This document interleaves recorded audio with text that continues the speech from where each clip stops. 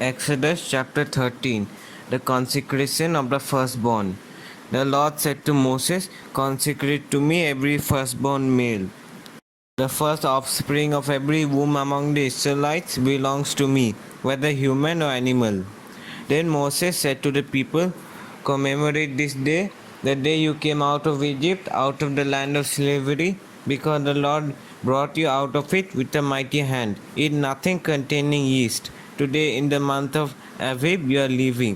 When the Lord brings you into the land of the Canaanites, Hittites, Amorites, Hivites, and Jebusites, the land he swore to your ancestors to give you, a land flowing with milk and honey.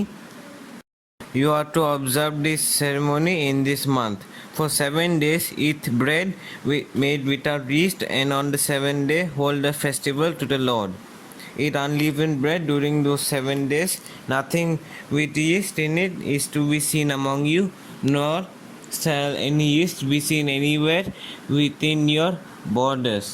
On that day tell your children, I do this because of what the Lord did for me when I came out of Egypt. This observance will be for you like a sign on your head and a reminder on your forehead that this law of the Lord is to be on your lips. For the Lord brought you out of Egypt with his mighty hand. You must keep his ordinance at the appointed time, year after year.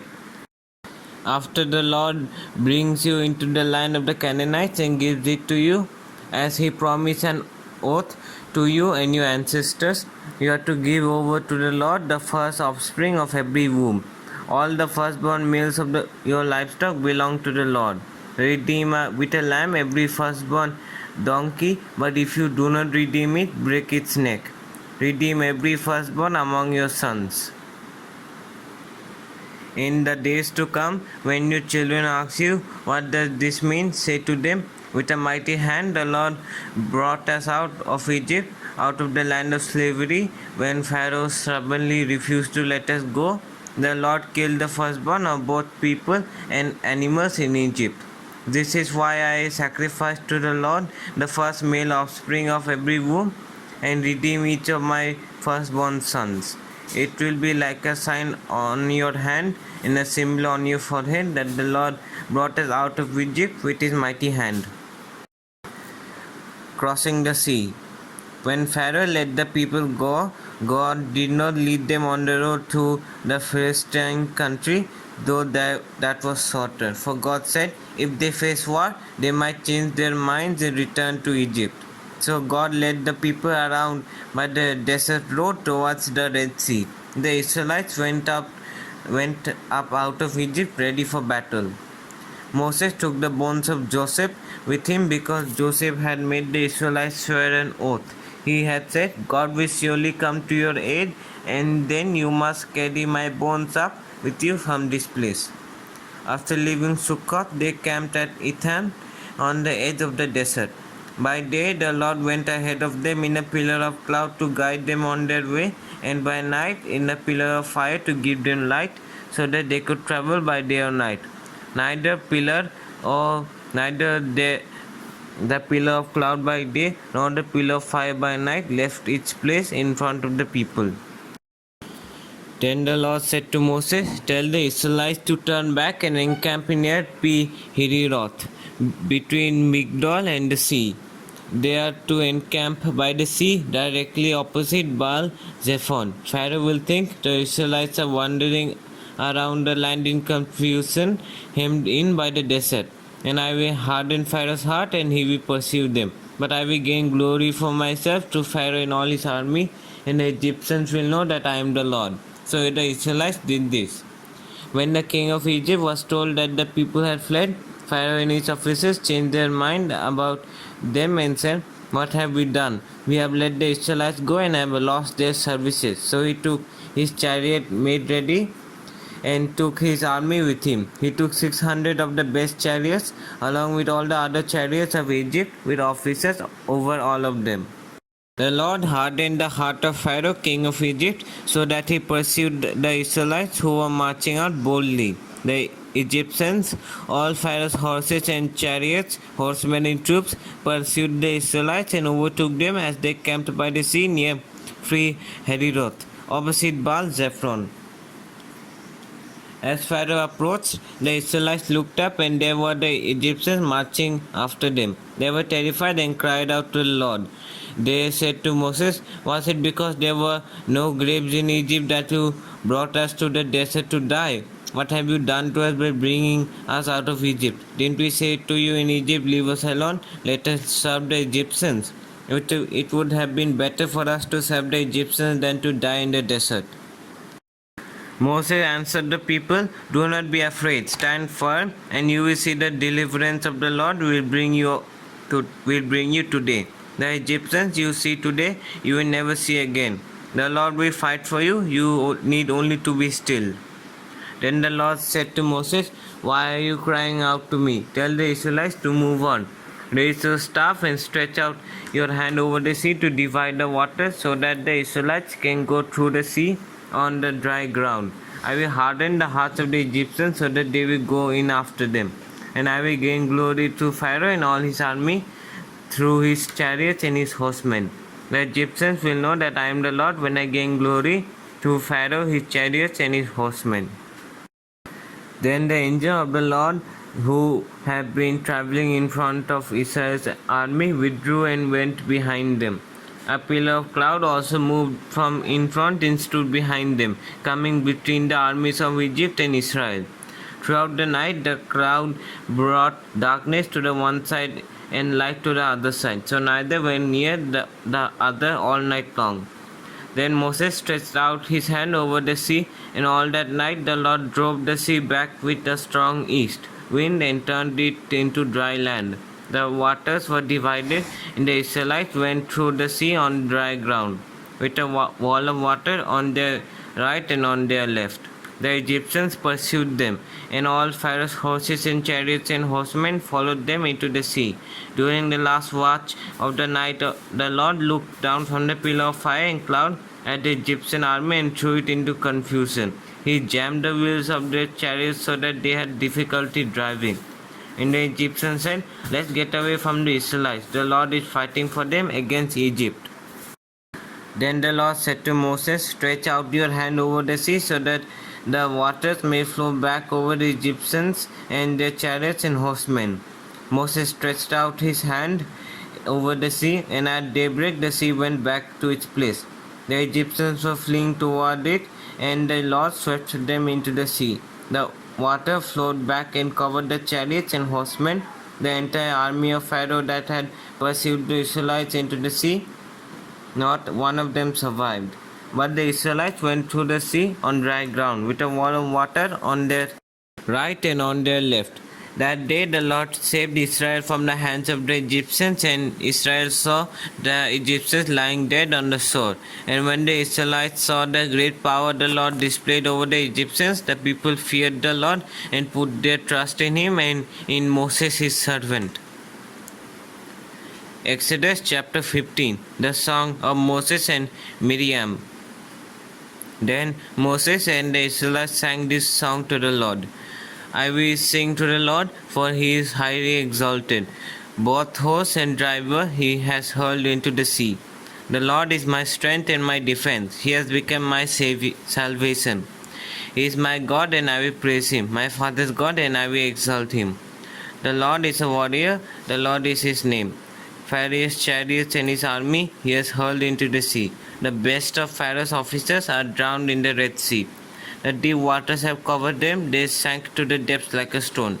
Your right hand, Lord, was majestic in power. Your right hand, Lord, shattered the enemy. In the greatness of your majesty, you threw down those who opposed you. You unleashed your burning anger, it consumed them like stubble. By the blast of your nostrils, the water piled up.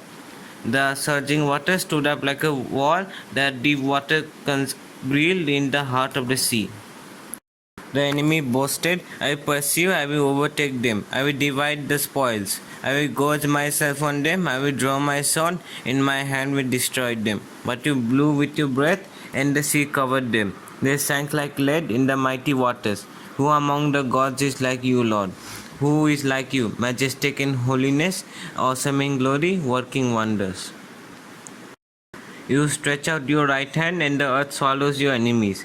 In your unfailing love, you will lead the people you have redeemed. In your strength, you will guide them to your holy dwelling. The nations will hear and tremble. Anguish will grip the people of Philistia. The chiefs of Edom will be terrified. The leaders of Moab will be seized with trembling. The people of Canaan will melt away. Terror and dread will follow them. By the power of your arm, they will be as still as a stone, until your people pass by, Lord, until the people you bought pass by. You will bring them in and plant them on the morning of your inheritance. The place, Lord, you made for your dwelling, the sanctuary, Lord, your hands established. The Lord reigns forever and ever. When Pharaoh's horsemen, chariots, and horsemen went into the sea, the Lord brought the waters of the sea back over them, but the Israelites walked through the sea on dry ground. Then Miriam, the prophet, Aaron's sister, took a timbrel in her hand, and all the women followed her with timbrels and dancing. Miriam sang to them, "Sing to the Lord, for he is highly exalted. Both horse and driver he has hurled into the sea, the waters of Marah and Elim." Then Moses led Israel from the Red Sea, and they went into the desert of Shur. For 3 days they traveled in the desert without finding water. When they came to Marah, they could not drink its water because it was bitter. That is why the place is called Marah. So the people grumbled against Moses, saying, "What are we to drink?" Then Moses cried out to the Lord, and the Lord showed him a piece of wood. He threw it into the water, and the water became sweet. Then the Lord issued a ruling and instruction for them and put them to the test. He said, "If you listen carefully to the Lord your God and do what is right in his eyes, if you pay attention to his commands and keep all his decrees, I will not bring on you any of the diseases I brought on the Egyptians, for I am the Lord who heals you." Then they came to Elim, where there were 12 springs and 70 palm trees, and they camped there near the water. Exodus chapter 16. Manna and quail. The whole Israelite community set out from Elim and came to the desert of Sin, which is between Elim and Sinai, on the 15th day of the second month after they had come out of Egypt. In the desert, the whole community grumbled against Moses and Aaron. The Israelites said to them, "If only we had died by the Lord's hand in Egypt. There we sat around pots of meat and ate all the food we wanted. But you have brought us out into the desert to starve this entire assembly to death." Then the Lord said to Moses, "I will rain down bread from heaven for you. The people are to go out each day and gather enough for that day. In this way I will test them and see whether they will follow my instructions. On the 6th day they are to prepare what they bring in, and that is to be twice as much as they gather on the other days." So Moses and Aaron said to the Israelites, "In the evening you will know that it was the Lord who brought you out of Egypt, and in the morning you will see the glory of the Lord, because he has heard your grumbling against him. Who are we that you should grumble against us?"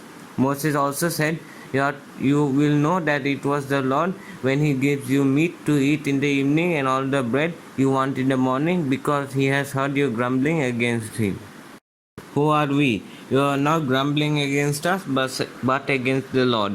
Then Moses told Aaron, "Say to the entire Israelite community, 'Come before the Lord, for he has heard your grumbling.'" While Moses was speaking to the whole Israelite community, they looked toward the desert, and there was the glory of the Lord appearing in the cloud. The Lord said to Moses, "I have heard the grumbling of the Israelites. Tell them, at twilight you will eat meat, and in the morning you will be filled with bread. Then you will know that I am the Lord your God." That evening quail came and covered the camp, and in the morning there was a layer of dew among the camp.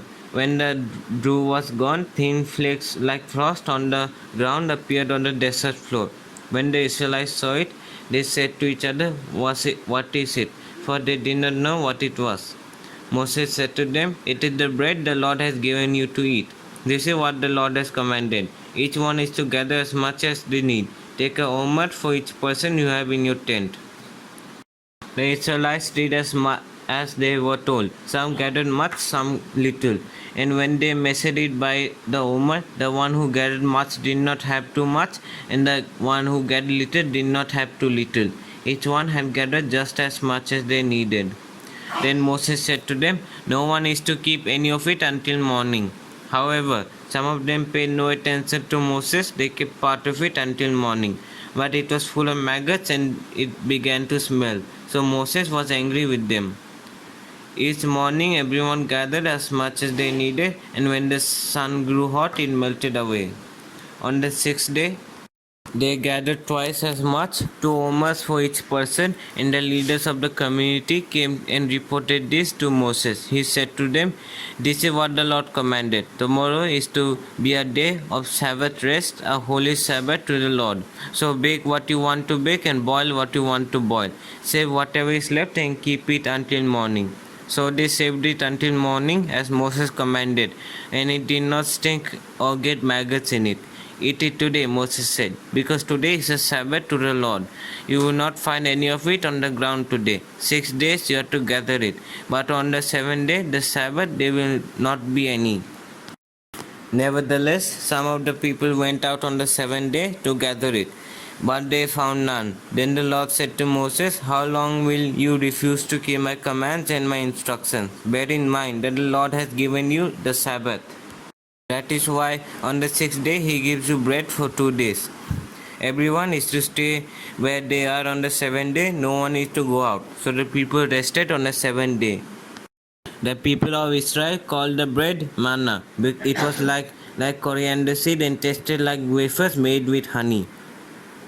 Moses said, "This is what the Lord had commanded. Take a omer of manna and keep it for the generations to come, so they can see the bread I gave you to eat in the wilderness when I brought you out of Egypt." So Moses said to Aaron, "Take a jar and put a omer of manna in it. Then place it before the Lord to be kept for the generations to come." So the Lord commanded Moses, Aaron, and put the manna with the tablets of the covenant law so that it might be preserved. The Israelites ate manna 40 years until they came to a land that was settled. They ate manna until they reached the border of Canaan. An omer is 1/10 of an ephah.